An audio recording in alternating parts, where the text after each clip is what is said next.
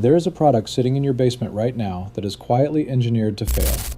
And unlike your washing machine or your refrigerator, when this one fails, it does not just stop working. It floods your home. The average American spends between $5,000 and $15,000 on water damage remediation when a water heater lets go. Insurance rates go up, floors get torn out, drywall gets replaced, and in the middle of all that chaos, the plumber standing in your utility room looks at the failed unit and says the same thing every time. That heater was 6 years old. It should have lasted 20. It should have, but it was not built to. In this investigation, we are going to expose 4 specific engineering crimes hiding inside the modern water heater. We are going to look at the anode rod fraud, the big box swap-out scheme, the government mandate that accidentally created a new failure point, and the glass lining lie that guarantees your tank corrodes on schedule. And at the end, we are going to name the one brand that the plumbing trade recommends to their own families while selling you something entirely different. The anode rod fraud. To understand what happened to water heaters, you have to understand how they survive. A steel tank full of hot water should corrode and rot within a few years. The reason it does not is a single sacrificial component called the anode rod. It is a long metal rod, roughly the size of a curtain rod, that screws into the top of the tank. It is typically made of magnesium. Through a process called galvanic action, the rod sacrifices itself to the corrosive chemistry of the water so that the steel tank does not have to. The rod dissolves slowly. The tank survives. It is a brilliant piece of engineering, and it is over 100 years old. Here is what the manufacturers figured out in the late 1990s. If you make the anode rod shorter and thinner, the customer never sees it. It is buried inside the tank. It will still pass every inspection. The tank will still survive the warranty period, and then it will fail. According to independent plumbing supply industry data, the standard anode rod in a big box store water heater today is roughly 30% shorter and thinner than the rods used in the same tank models 15 years ago. This is not a regulatory change. This is not an engineering improvement. It is a margin decision made in a boardroom. They are selling you a shorter lifespan disguised as a water heater. The big box swap out. The second crime is what the trade calls the big box swap out, and this is the factory secret hiding in plain sight. Every major water heater brand in America runs 2 parallel product lines. The first line is sold through licensed plumbing contractors and wholesale supply houses. These units have thicker steel jackets, full-length anode rods, higher BTU burners, and brass drain valves. The second line is sold through Home Depot, Lowe's, and Walmart. These units wear the same brand name on the same looking label.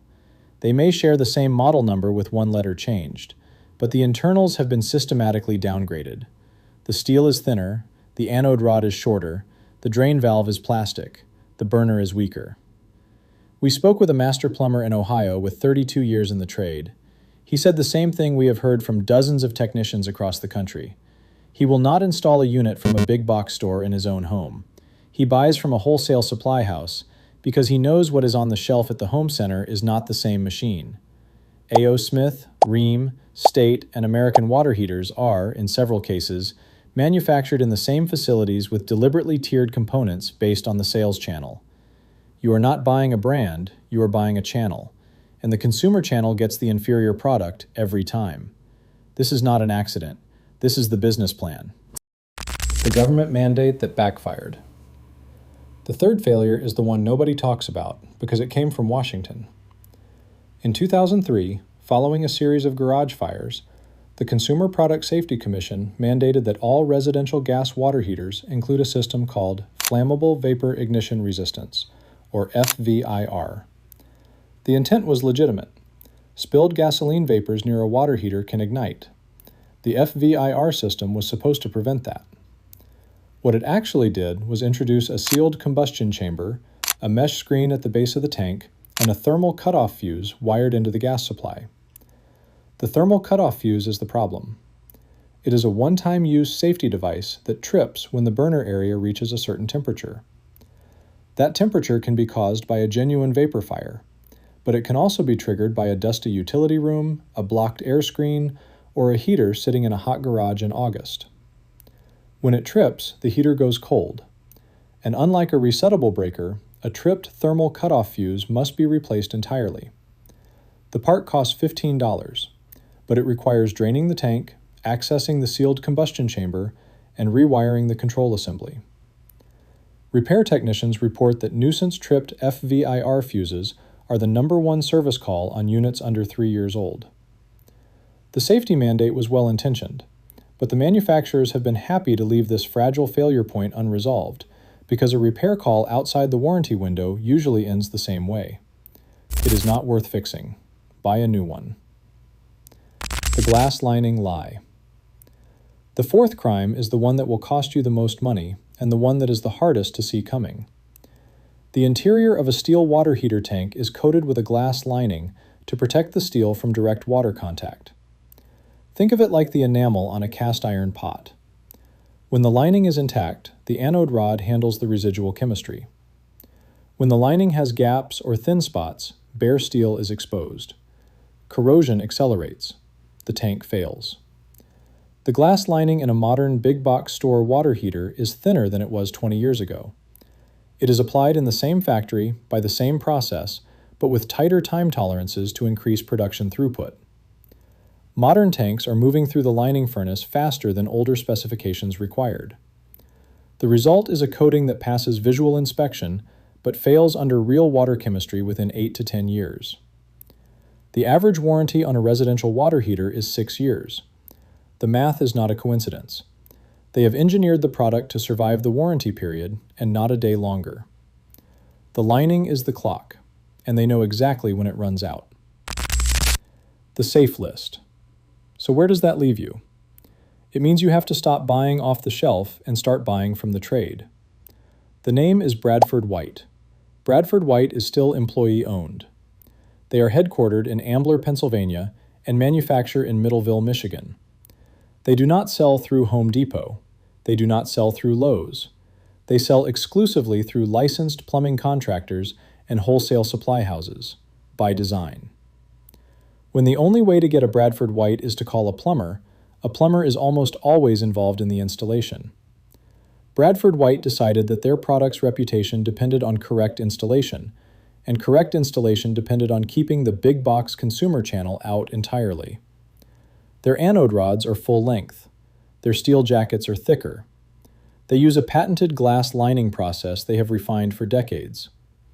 Parts are stocked nationally and available for units 15 years old. When a Bradford White develops a problem, it is almost always fixable. That is the difference between a product built to be owned and a product built to be replaced. If you cannot access a plumbing supplier, the alternative is to leave the tank market entirely.